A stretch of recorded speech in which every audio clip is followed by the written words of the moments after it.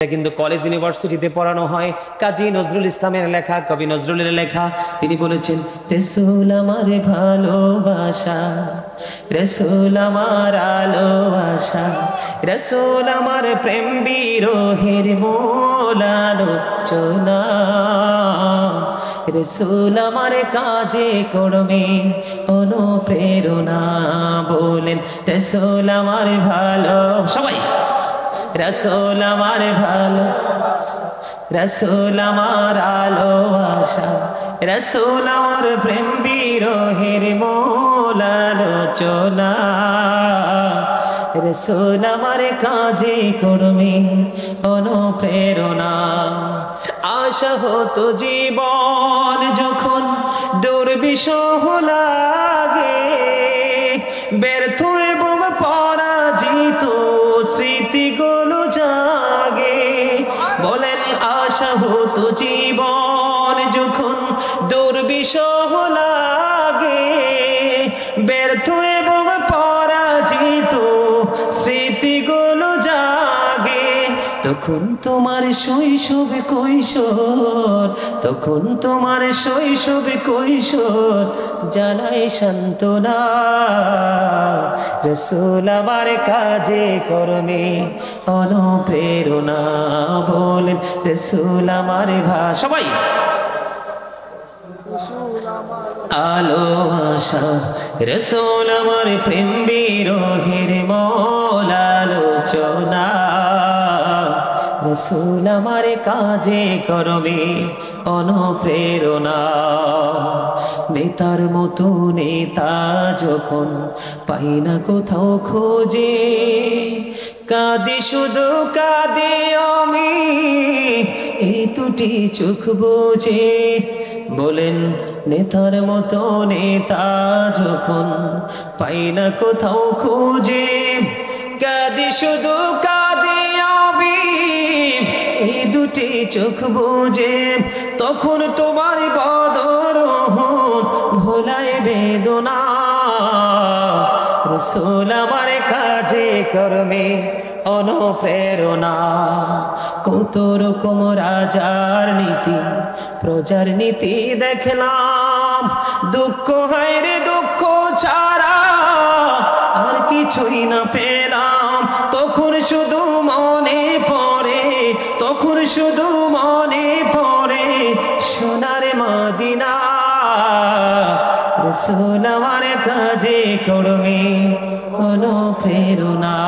কথা ঠিক না বেঠে? প্রত্যেকটা কাজের অনুপ্রেরণা কোত্থেকে আসে? আমার নবীর পবিত্র জবান মোবারক থেকে। ঠিক কিনা বলেন? আমি পাঞ্জাবি পড়তে বলা হয়নি বন্ধু, মুসলমানিতে দামি পাঞ্জাবি পড়তে বলা হয়নি। আপনাকে বলা হয়েছে ইবাদত করার সময় লম্বা সুন্দর জামা পরে যাও, কারণ লম্বা জামা পরে নামাজ পড়া সুন্নাত।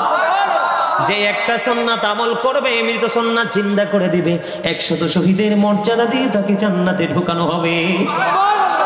আজ থেকে লম্বা জামা পরবেন, অন্য দিনের চাইতে উত্তম রূপে গোসল করবেন। গোসল করে বন্ধু গায়ের মধ্যে সুগন্ধি লাগাবেন।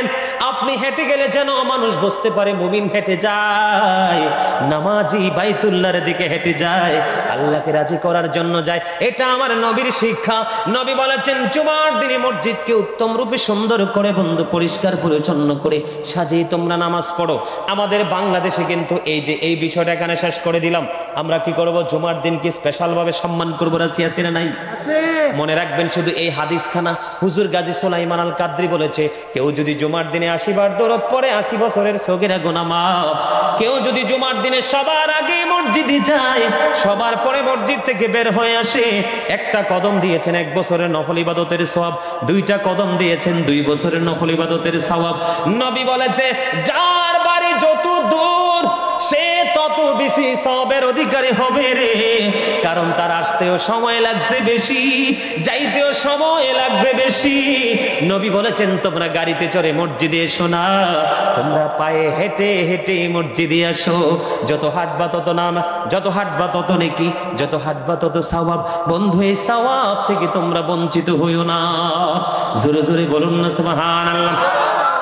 বন্ধু এই আল্লাহর হাবিবের কাছে একদিন কিছু লোক আসলো, নবী গো এই যে মসজিদের পাশে কিছু জায়গা প্লট খালি পড়ে আছে, আমরা চাইতেছি এখানে ঘর বাড়ি বানানোর জন্য। তখন আমার নবী বলেছে, না না, তোমরা এখানে ঘর বাড়ি বেঁধে এসো না, কারণ তোমাদের বাড়িটা একটু দূরে, এটার জন্য তোমরা নিয়ামত বেশি পাবে। কাছে যদি বাড়ি হয় তোমরা সেই নিয়ামত থেকে বঞ্চিত হয়ে যাবে। জোরে জোরে সুবহানাল্লাহ, আর জোরে বলুন না সুবহানাল্লাহ।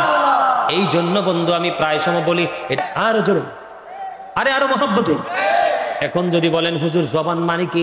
জবান মানে যদিও কোরআন আল্লাহর বাণী, এই যুগে যেমনি লিখে দিতে পারেন সেই যুগে লিখিত ছিল না।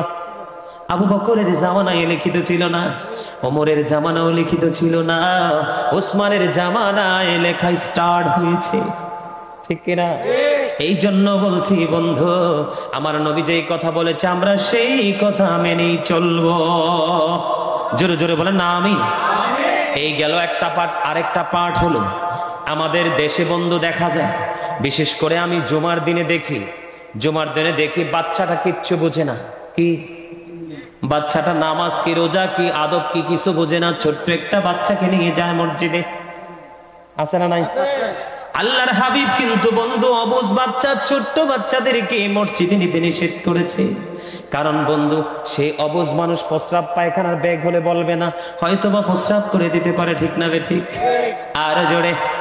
আল্লাহর হাবিব এই জন্য বলেছে তোমরা মসজিদের মধ্যে উচ্চ আওয়াজে কথা বলিও না, ছোট ছোট বাচ্চাদেরকে মসজিদে নিয়ে যেও না, কারণ মসজিদ হলো জান্নাতের বাগান। সারা সপ্তাহ আমরা অপরাধ করব, জুমার দিনে আল্লাহর কাছে দরখাস্ত দিব আর গুনাহগুলো মাফ হয়ে যাবে, ঠিক না বে ঠিক? আমরা প্রত্যাশায় মসজিদে যাই। বন্ধুরে আমার, মসজিদে কি করা যাবে না? হযরতে ওমর রাদিয়াল্লাহু তাআলা আনহু বন্ধু তায়েফের দুই ব্যক্তিকে মসজিদে যখন উচ্চ আওয়াজে কথা বলতে লাগলো, তাদেরকে তিনি প্রহার করার নিয়ত করলেন। পরে তাদেরকে জিজ্ঞেস করলেন আপনাদের বাড়ি কোথায়? কয় তায়েফ। এবার হযরতে ওমর এই দুজনকে ছেড়ে দিয়েছে।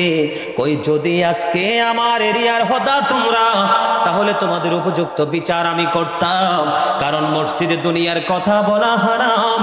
তোমরা এত উচ্চ আওয়াজে কথা বলেছো, মনে হয় যেন তোমরা ঝগড়া করেছো। জোরে জোরে বলেন নাউজুবিল্লাহ।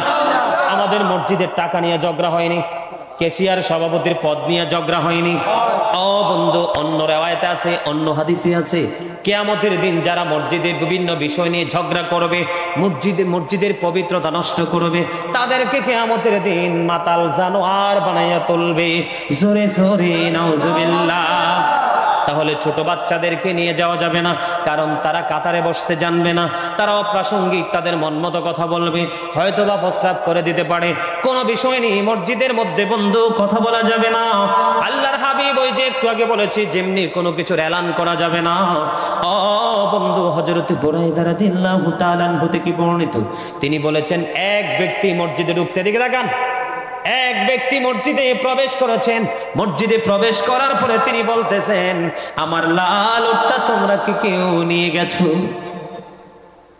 যখন তিনি মসজিদে গিয়ে লাল ওট সম্পর্কে তথ্য জানতে চাইলেন, তখন আল্লাহর হাবিব সরকারে দো জাহান সরকারে মদিনা তিনি অত্যন্ত রাগান্বিত সুরে বলেছেন আল্লাহ যেন তোমার লাল ওটটি ফিরিয়ে না দেয়। তার মানে তুমি যেন তোমার ওটটা খুঁজে না পাও। আল্লাহর হাবিব তার জন্য এমনি ভাবে বলেছে, বলে হুজুর কেন গো?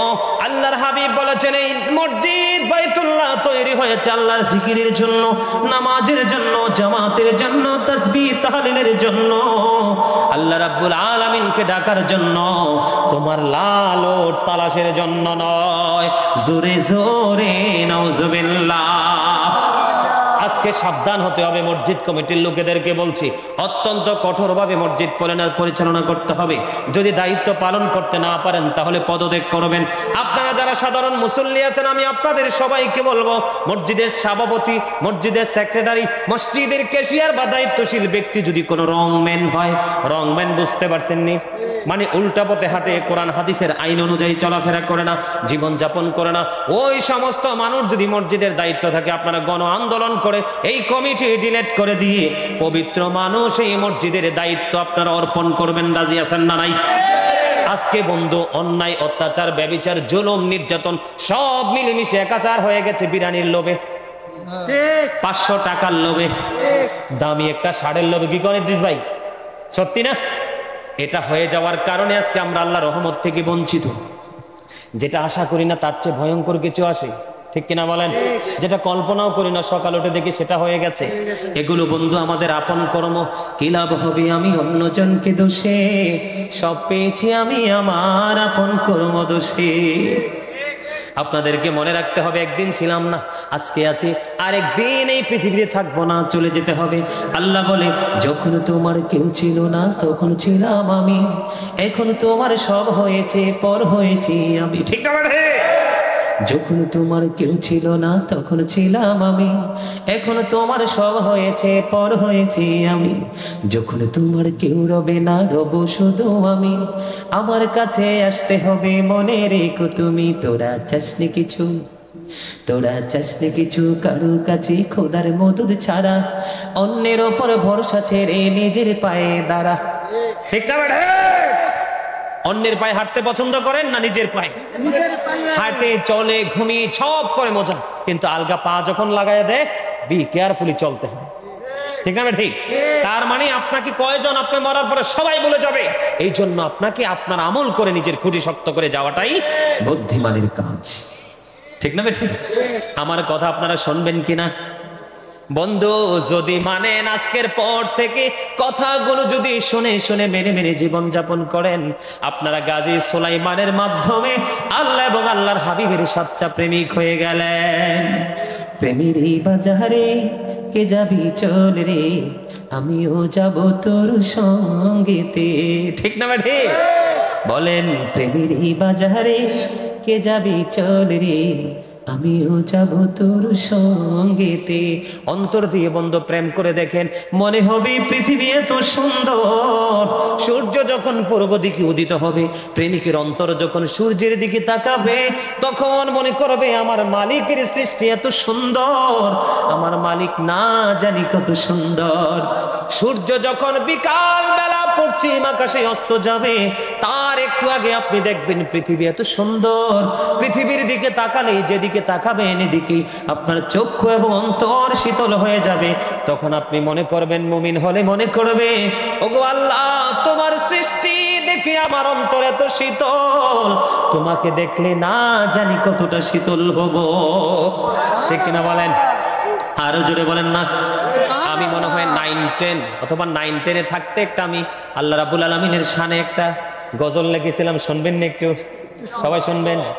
আকাশে সবাই ভালোবাসে, জোছনা চড়ায় তাই, জমিনে সবাই ভালোবাসে, ফসল বনে তাই। তোমার দয়া চাই গো প্রভু, তোমার দয়া চাই, তোমার দয়া চাই গো প্রভু, তোমার দয়া চাই। বলেন, আকাশে সবাই ভালোবাসে, জোছনা চড়ায় তাই, জমিনে সবাই ভালোবাসে, ফসল বনে তাই। তোমার দয়া চাই গো প্রভু, তোমার দয়া চাই, তোমার দয়া চাই গো প্রভু, তোমার দয়া চাই। দিবানিশি তোমায় ডাকি, দিবানিশি তোমায় ডাকি, দয়ার আশায়, তোমার দয়া। আল্লাহু আকবার। বলেন, তোমার দয়া চাই গো প্রভু, তোমার দয়া চাই। ফুলকে সবাই ভালোবাসে, গন্ধ আছে তাই, সুরকে সবাই ভালোবাসে, ছন্দ আছে তাই। ঠিক কিনা বলো? আপনাদের আওয়াজে কিন্তু আমি এখনো স্যাটিসফাই না। আরে ভাই, ওয়াজ করতেছি আমি আর দুর্বল হচ্ছেন ধীরে ধীরে আপনারা, এটা কি বিচার হলো? কথা বলেন।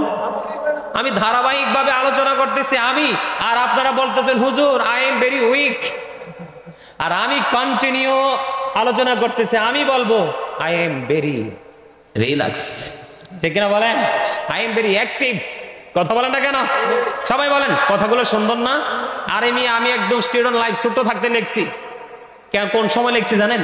আমি একদিন আমাদের গ্রামের মসজিদে দীর্ঘ 12 থেকে 14 বছর বিনা পয়সা আজান দিছি, নামাজ পড়াইছি। জীবনে 1 টাকা নেই কোনোদিন মসজিদ থেকে।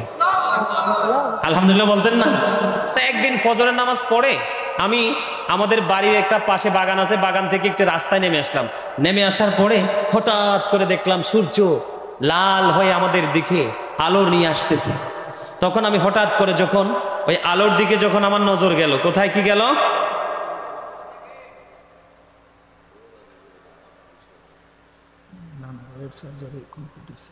হ্যাঁ? আলহামদুলিল্লাহ আলহামদুলিল্লাহ। ওই আমার আমার কাছ থেকে একটা জিনিস শুনতে চাইছে, কে দিছে হাদিয়া লাগবে, কিন্তু যে দিছে তারে বলো হুজুরে হাদিয়া দিতে হইব, ঠিক কিনা বলেন? ফুলকে সবাই ভালোবাসি গন্ধ আছে তাই, সুরকে সবাই ভালোবাসি ছন্দ আছে তাই, তোমার দয়া চাই গো প্রভু তোমার দয়া চাই, তোমার দয়া চাই বলেন, তোমার দয়া চাই গো প্রভু তোমার দয়া চাই, দিবানিশি তোমায় ডাকি দিবানিশি তোমায় ডাকি ক্ষমার আশায়, তোমার দয়া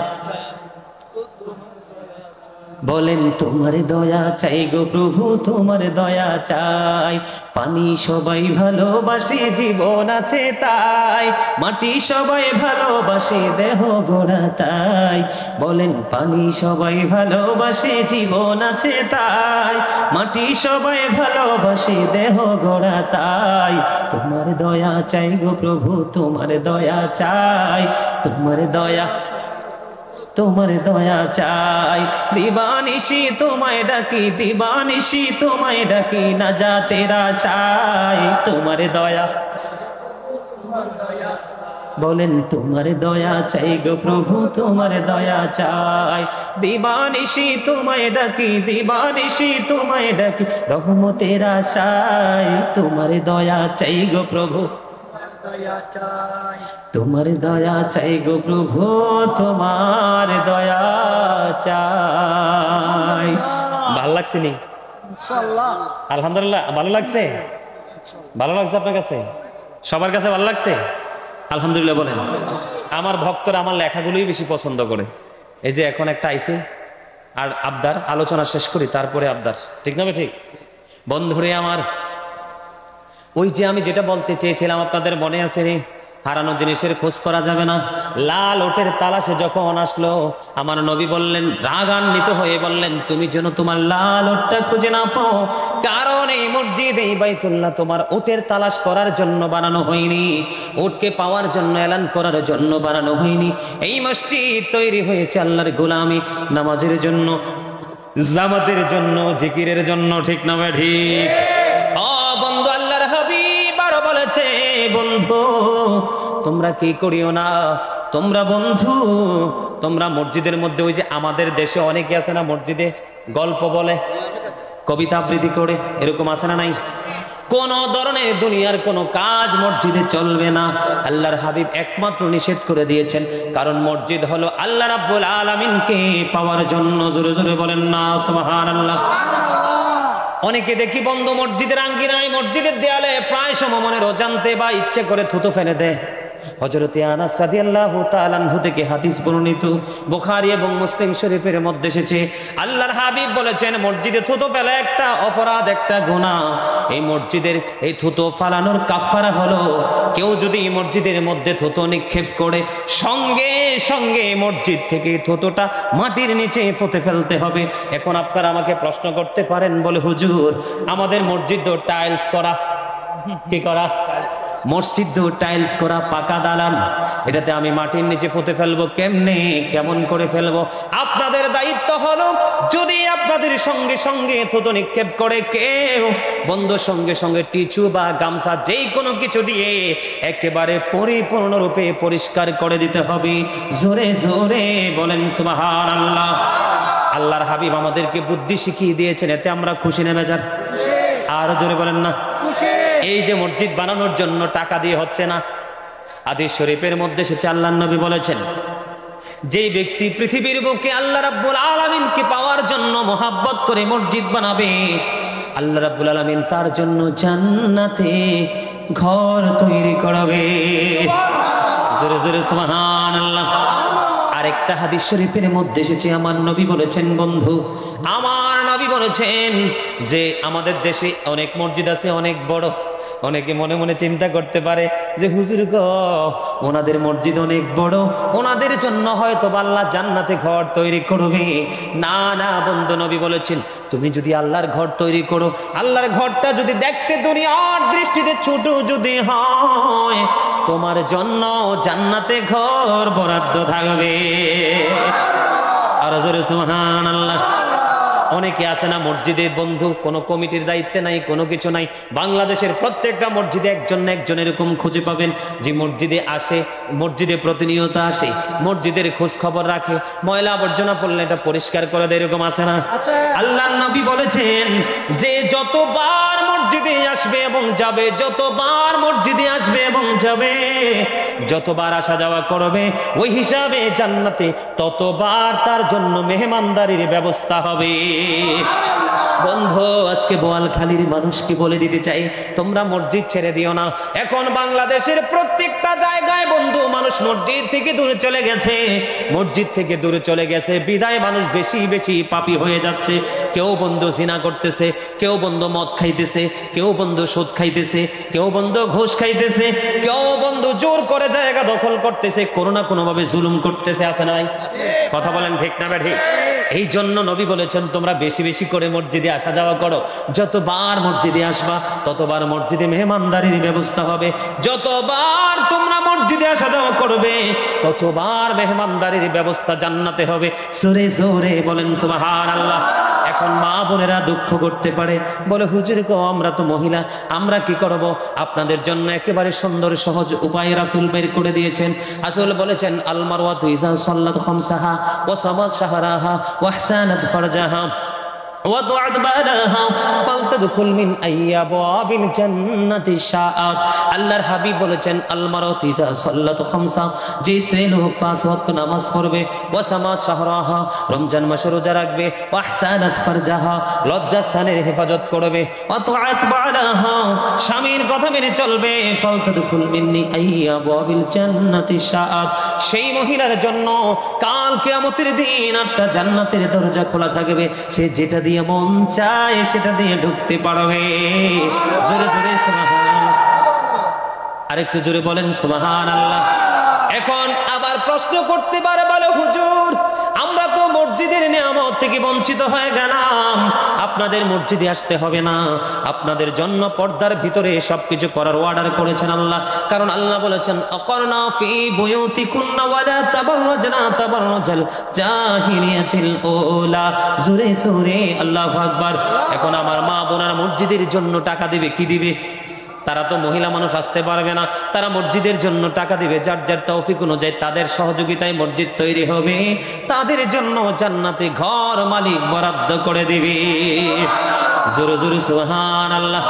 বন্ধু হাদিস শরীফের মধ্যে সে আহাব্বুল বিলাদি ইলাল্লাহি মাসাজিদুহা ওয়া বুগাদুল বিলাদি ইলাল্লাহি ইয়াসাকুহা।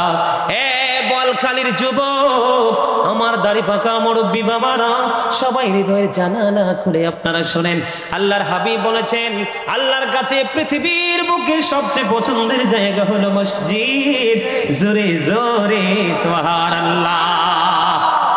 আর আল্লাহর কাছে সবচেয়ে নিকৃষ্ট, সবচেয়ে খারাপ জায়গা হলো বাজার। এখন আজকে কিন্তু মসজিদে নাউজুবিল্লাহ তো বলতে পারলেন না, বাজারের কথা শুনে কেমনে কইব? কারণ বাজার ছাড়া তো জানই আছে না, ঠিক কিনা বলেন? আরেকজন তো মন খারাপ করে বসে রয়েছে, একবারে মনে হয় যে আমার শুট করে দিব। এই যে বসছে বসছে মনে হয় যে পিস্তল নিয়ে বসে রয়েছে পিছন দিয়ে। এই নিয়ে এমনি থাকেন কেন? হার্ট অ্যাটাক করে মারা যাবেন তো। এই আমি আজকে আপনাদেরকে একটা ওষুধ দিয়ে যাই, Zika is the heart medicine. জিকির হলো হার্টের ঔষধ।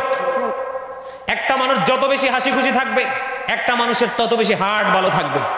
আর একটা মানুষের হার্ট যত বেশি স্ট্রং, তার জীবন তত স্ট্রং। হার্ট দুর্বল হলে কিন্তু সে দুর্বল হয়ে পড়ে, ঠিক কিনা বলেন? টেনশন করতে পারে না, দুর্বল করতে পারে না, বলে আই এম ভেরি উইক, ঠিক কিনা ভাই? এই জন্য হাসি খুশি থাকবেন, প্রেমময় অন্তর নিয়ে থাকবেন, মানুষকে দেখলে ফ্রিলি কথা বলবেন। শোনেন, আপনি বড় লোক তো কি হয়েছে? এই যে দেখেন আমার ছোট্ট ভাই আজকে 4-5 দিন 22 তারিখে আসছে, 22 তারিখে আমেরিকা থেকে আসছে। আমেরিকাতে থাকে ওরা, আমেরিকার সিটিজেন, 39 জন সদস্য। আমার ছোট ভাই বন্ধু, সে আমেরিকা থেকে এসে তার কোনো কাজ নেই। আপনারা জানেন 24 ঘন্টা জার্নি করে আসতে হয়। যারা আমেরিকা গেছে তারা জানে, না যাইলে বুঝবেন না। এত জার্নি করে আসার পরেও পরের দিন মাহফিল, রওনা হয়েছে আমার সাথে চলার জন্য। বন্ধু আজকে দেখেন আমার সাথে চলে এসেছে মাহফিলে, এটা অত্যন্ত প্রেম এবং ইমানি শক্তির বলে হয়েছে। কারণ তার মধ্যে ভাব অন্যরকম, কারণ পৃথিবীকে কানে ধরে ঘুরাইছে আমেরিকা, ঠিক না বেঠে? যুক্তরাষ্ট্র। সে আমেরিকা থেকে আসতে তার ভাব থাকার কথা অন্যরকম, ঠিক না বেঠি? কিন্তু মাহফিলে চলে আসতে ধারাবাহিকভাবে মাহফিলে অ্যাটেন্ড করবে, কারণ তারা সচরাচর এই প্রোগ্রামগুলো দেখতে পায় না, ঠিক কিনা বলেন? বন্ধু, এই জন্য বলতে চাই আপনাদেরকে, অন্তরে প্রেম লাগাইয়া মসজিদের কাজ করবেন, আল্লাহ রাব্বুল আলামিনের নিয়ামত আপনার জন্য পরিপূর্ণ বরাদ্দ হয়ে যাবে। জোরে জোরে বলুন না সুবহানাল্লাহ, আর একটু মহব্বতে বলুন সুবহানাল্লাহ। মসজিদে কখনো ঝগড়া, দ্বন্দ্ব, কলহ, ছোট বাচ্চা দিয়ে কোনো প্রস্রাব, কোনো বাজার হাট, কোন ধরনের কোনো কথোপকথন, কোন হারানো জিনিসের জন্য এলান করা, এগুলো কখনোই গ্রহণযোগ্য নয়। আল্লাহ বলেছেন আল্লাহর কাছে সবচেয়ে প্রিয় জায়গা হলো মসজিদ, আর সবচেয়ে খারাপ জায়গা হলো দোকান, বাজার, সমনি। আজকে দেখেন মাহফিল ছেড়ে চাইয়া দেখেন দোকানে বসে আছে মানুষ, তার কপাল পোড়া, ঠিক কিনা বলেন? এই জন্য বলছি বন্ধু, আর মসজিদে প্রবেশ করার সময় কি বলবেন জানেন? আল্লাহুম্মা আফতাহলি আবওয়াব রাহমাতিক, ওগমনি তুমি আমার জন্য রহমতের দুয়ার খুলে দাও। আর জোরে বলেন না সুবহানাল্লাহ। এরপরটা জানেননি? আল্লাহুম্মা ইন্নী আসআলুকা জান্নাহ। মাশাআল্লাহ বন্ধুরে আমার, আল্লাহুম্মা আফতাহলি আবওয়াবা রাহমাতিক, আল্লাহ রাব্বুল আলামিন মসজিদে ঢোকার সময় এই দোয়া শিখিয়ে দিয়েছেন, আর বের হওয়ার সময় দোয়া শিখিয়ে দিয়েছেন। আমরা প্রথমে আল্লাহর কাছে কি বলবো? আল্লাহ রহমতের দরজা খুলে দাও। বের হওয়ার সময় আল্লাহর অনুগ্রহ কামনা করে বের হব, ঠিক না বেঠি? আর জোরে আল্লাহর দয়া কামনা করে বের হব। মসজিদের দিকে আমাদের অন্তর দিয়ে বন্ধু কাজ করতে হবে, তাহলে আমরা অন্যায়, অত্যাচার, ব্যভিচার, জুলুম থেকে বেঁচে থাকতে পারবো, ঠিক কিনা বলেন? এখানে আমাকে বন্ধু একটা জিনিস গাওয়ার জন্য অনুমতি দিয়েছেন, আপনারা কি শুনবেন? আরো জোরে। এখন মসজিদে কত ধরনের নামাজে যায়, ঠিক না ভাই আমার? মসজিদ এখন বর্তমানে মসজিদ নিয়ে অনেকের অবহেলা, অনেকের অবজ্ঞা, ঠিক কিনা বলেন? আরো বলেন। বন্ধু, জাবির ইবনে আব্দুল্লাহ রাদিয়াল্লাহু তাআলা আনহু থেকে একটা হাদিস বর্ণিত, হাদিস শরীফ প্রমাণ করেছে। প্রথমে যদি আমি মসজিদের কথা বলতে চাই, মসজিদের কথা প্রথমে আমি বলবো, আমাদের দেশে মসজিদে ঘুমানের পাঠি আছে না নাই? কথা বলেন না সবাই। এই যে বড় বড় গাঠুরি হাতে নিয়ে বন্ধু ভিক্ষার ঝুলির মতো স্থানের নিচে করে করে মাঠে মাঠে ঘুরে মসজিদে বসে বসে পেঁয়াজ কাটে, রসুন কাটে, আছে না নাই? রান্না করে, খাওয়া দাওয়া সবকিছু করে, আছে না নাই? বন্ধু, মসজিদের আলোচনা করতে গেলে অনেক তথ্য উঠে আসবে, কেউ রাগ করবেন না। যদিও রাগ করেন, আমার আলোচনা শোনার পরে, পরিপূর্ণ শোনার পরে রাগ করবেন, তার আগে না। যদি আগে রাগ করে ফেলেন, কথা বলার মেন্টালিটি, কথা শোনার মেন্টালিটি নষ্ট হয়ে যাবে। বন্ধুরে আমার, হাদিস শরীফ প্রমাণ করেছে আমার নবী, আপনার নবী, দু জাহানের বাদশা নবী। এগুলো ছোট ছোট করে নিবা, টপিক আকারে নেবা, এগুলো কিন্তু খুব গুরুত্বপূর্ণ বিষয়। আমি কিন্তু এই ওয়াজগুলো সচরাচর করি না, আমার মনে পড়ে না কখন করেছি, কিন্তু আজকে সিদ্ধান্ত করলাম, যেহেতু নতুন একটা মসজিদ নির্মাণাধীন, এই বিষয়গুলো নিয়ে একটু আলোচনা করব, যেহেতু মিডিয়ার মাধ্যমে প্রকাশিত হবে। বন্ধুরে আমার, হাদিস শরীফ প্রমাণ করেছে আমার নবী বলেছেন, তোমরা কাঁচা পেঁয়াজ খেয়ে, কাঁচা রসুন খেয়ে তোমরা মসজিদের দিকে কদম দিও না, কদম দিও না। কেন না? আপনারা দেখবেন কাঁচা পেঁয়াজ খাওয়ার পরে, কাঁচা রসুন খাওয়ার পরে মুখ থেকে দুর্গন্ধ বের হয়, এটা কিন্তু সহ্য হয় না, হয় এটা কিন্তু সহ্য হয় না। খাওয়ার সময় মজা করে খাওয়া যায়, কিন্তু কথা বলার সময় কেউ দেখবেন আপনার সামনে দাঁড়াবে না।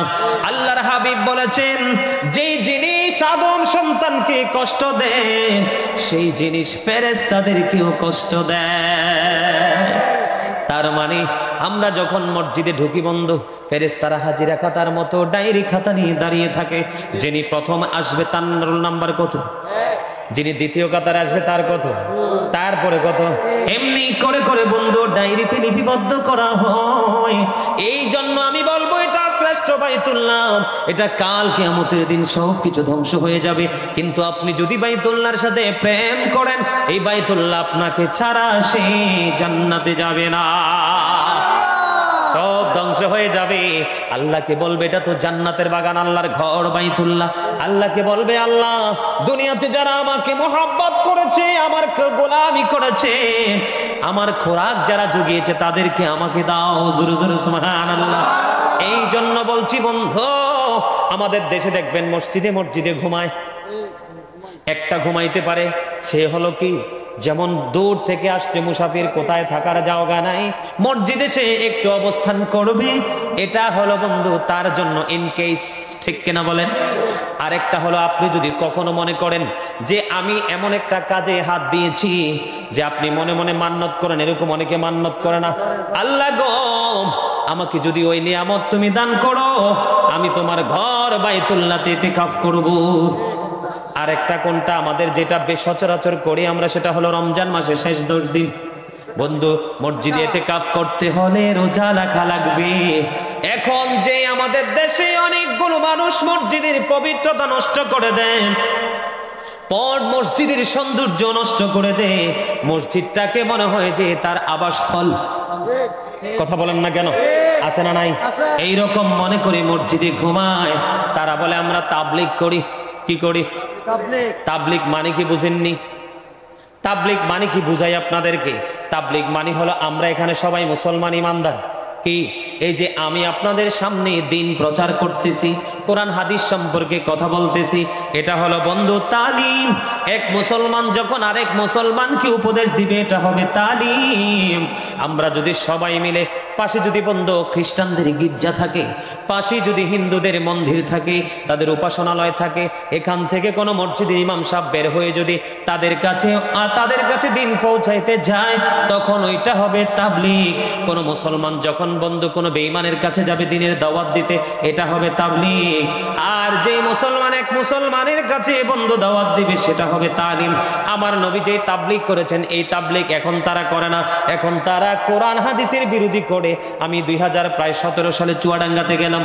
চুয়াডাঙ্গাতে যখন ওয়াজে গেলাম বন্ধু, ওয়াজে যাওয়ার পরে মসজিদে গেলাম নামাজ পড়তে, বিশ্বাস করবেন আপনারা, আমি দেখলাম একদিকে রসুন, আরেকদিকে পেঁয়াজ, আরেকদিকে শাক সবজি কাটতেছে। আমি আফসোস করলাম, তোমরা কতই না হতভাগা, ঠিক কিনা বলেন? আপনারা কি বলেন তাদের খুশনসিব না বদনসিব? আরো জোরে বলেন, তাদের বদনসিব। এখানে ইয়াং যুবক ভাই তোমরা আছো, পুরুষদের ঘুমাইলে ঘুমের ভিতরে কিছু হয়নি? কথা বলেন না কেন? তখন কি শরীর পাক থাকে না? না পাক থাকে? এরা এত বড় দুষ্ট ক্যাটাগরির মানুষ বন্ধু, ইয়াং যুবকদের মগজ ধুলাই করে করে মসজিদে চলে যায়। মসজিদে বন্ধু ঘাটুরে নিয়ে নিয়ে তাদেরকে ঘুরে বেড়াতে বাধ্য করে। ও বন্ধু, এত যদি মসজিদে ঘুমাইলে যদি এত বেশি সওয়াব হতো, লটারি করে লক্ষ লক্ষ টাকা খরচ করে মানুষ মক্কা মদিনায় কোনোদিন যেত না, ঠিক না বলেন?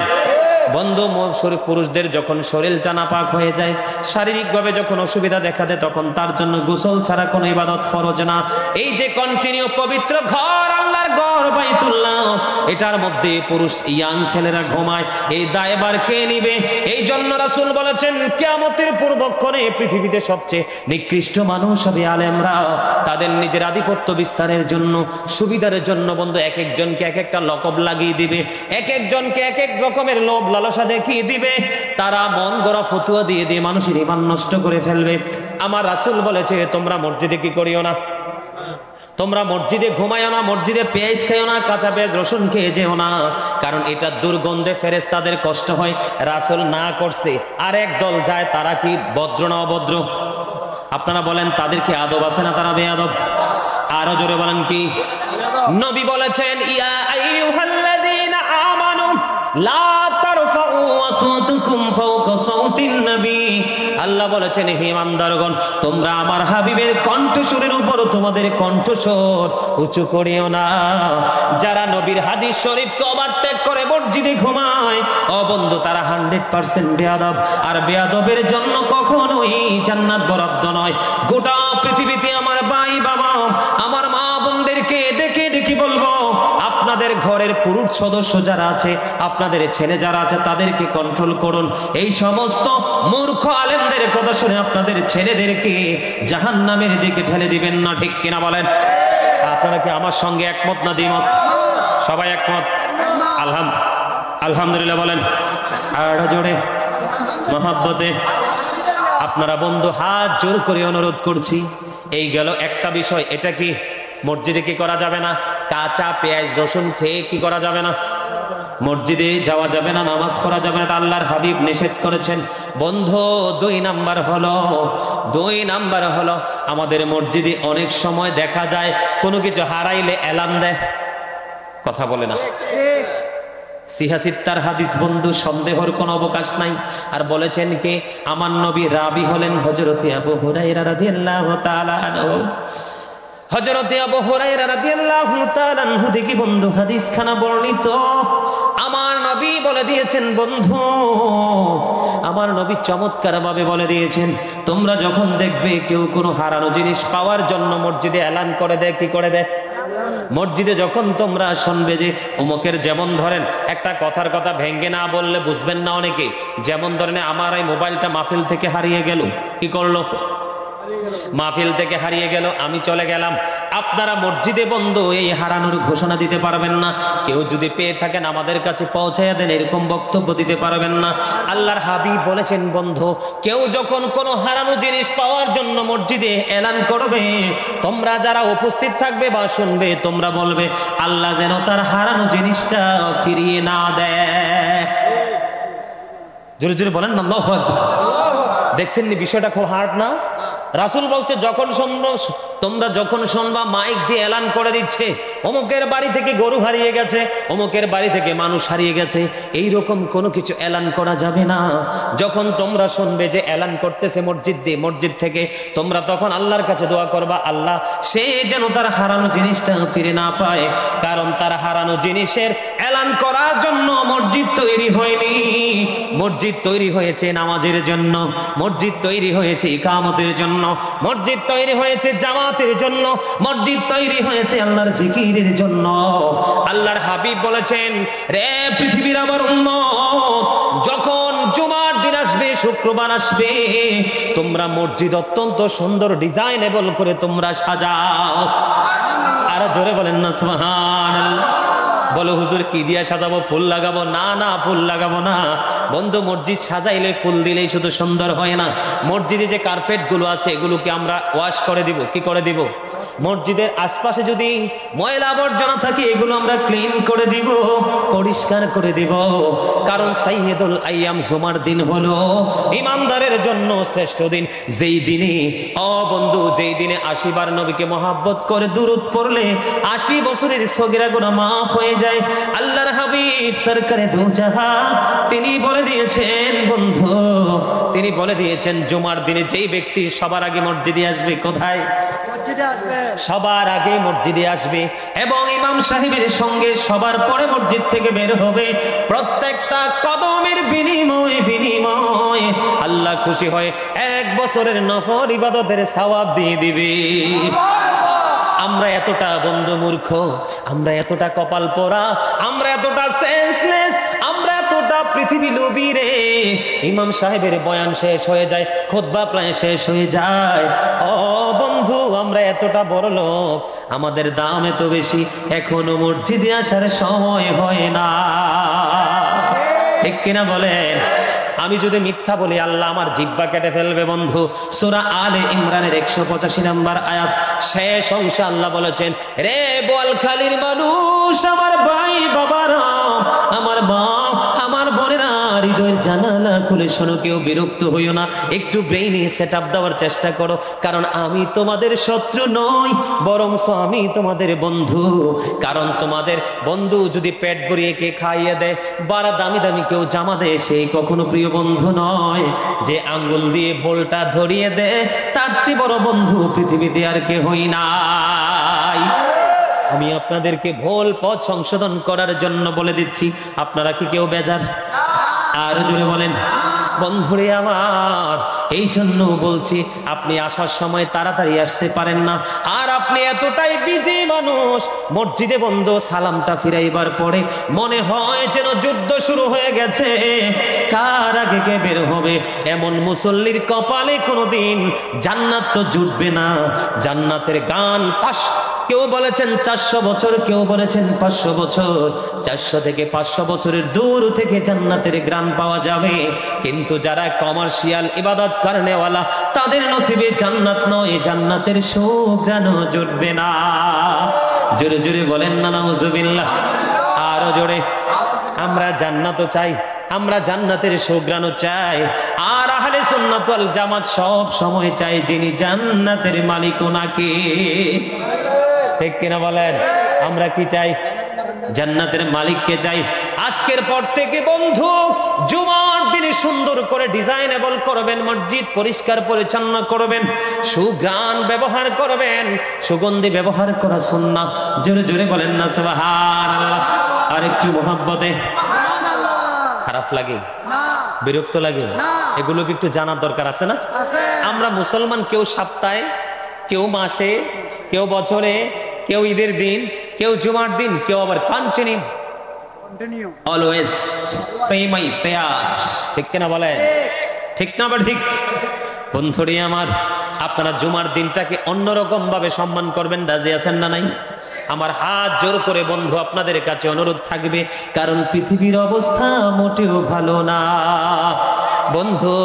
আজকে আসার সময় দেখলাম আমাদের পৌষ ধান পেকে গেছে, সোনালী ফসল মাঠে নাচতেছে, কিন্তু মালিক এমন ঝড় দিয়েছে, বৃষ্টি দিয়েছে, ফসল ঘরে তোলার সময় এখন কিন্তু পানির নিচে তলিয়ে গেছে। এটা বন্ধু, এটার জন্য কেউ দায়ী না, এটার জন্য আমরা মানুষই দায়ী। আল্লাহ বলেছেন ইন্নাল্লাহা লা ইয়াজলিমুন নাস, আমি আমার বান্দার উপর জুলুম করি না, অত্যাচার করি না। আল্লাহ ডাজন্ট রং হিজ স্লেভ শাইয়া ওয়ালাকিন্নান নাস আনফুসাহুম ইয়াজলিমুন। বান্দা নিজে নিজের উপর অত্যাচার করে। আল্লাহ বলেছেন আল্লাহু লা ইউহিব্বুজ জালিমিন, আল্লাহ জালেমকে পছন্দ করে না, অত্যাচারীকে পছন্দ করে না। ওমালি জালিমিনা মিন আনসার, যা আল্লাহ রাব্বুল আলামিন জালেমদের জন্য কোনো সাহায্যকারীও রাখে না। জোরে জোরে বলেন আল্লাহু আকবার। এই জন্য বলছি, আল্লাহ বলেছেন আমি আমার বান্দার উপর কি করি না? জুলুম করি না, অত্যাচার করি না। বান্দা নিজেই নিজের উপর অত্যাচার করে। জোরে জোরে বলেন না একবার নাউজুবিল্লাহ। জুলুম যারা করেলা বন্ধু, হারাইলা দোকল, জনম জনম কে দিও তোমার হবে না মাসুল। বলেন জুলুম যারা করলা বন্ধু, হারাইলা দোকল, জনম জনম কে দিও তোমার হবে না মাসুল। একেবারে ভেবে দেখো না তোমার কোথায় ঠিকানা, একেবারে ভেবে দেখো না তোমার কোথায় ঠিকানা। এখনো তো আছে সময়, এখনো তো আছে সময়, বুঝো তোমার ভুল, জনম জনম কি দিও তোমার হবে না মাসুল। এটা আমার লেখা গজল, জালিমদেরকে নিয়ে লিখছি। অনেক লম্বা গজল, কিন্তু সবটা গাইতে পারবো না, সময় নাই। একটু শোনাইলাম আপনাদের, এটা আমার লেখা। যখন করোনা কালে দেখেছি জালেম অত্যাচারীদের অত্যাচার, তখন ঘরে বসে বসে এই করোনায় জালেম অত্যাচারীদেরকে নিয়ে গজলটা লিখেছিলাম। আলহামদুলিল্লাহ বলেন না কেন? আরে ভাই, আমি একটু আগে না আলহামদুলিল্লাহ বললাম? আলহামদুলিল্লাহি রাব্বিল আলামিন। যত বলে ততই তো মজা লাগে, মধু লাগে। ঠিক না? ঠিক বন্ধুরি আমার। তাহলে আপনারা কি করবেন? জুমার দিনে সুন্দর দামি জামা কাপড় পরবেন বন্ধু।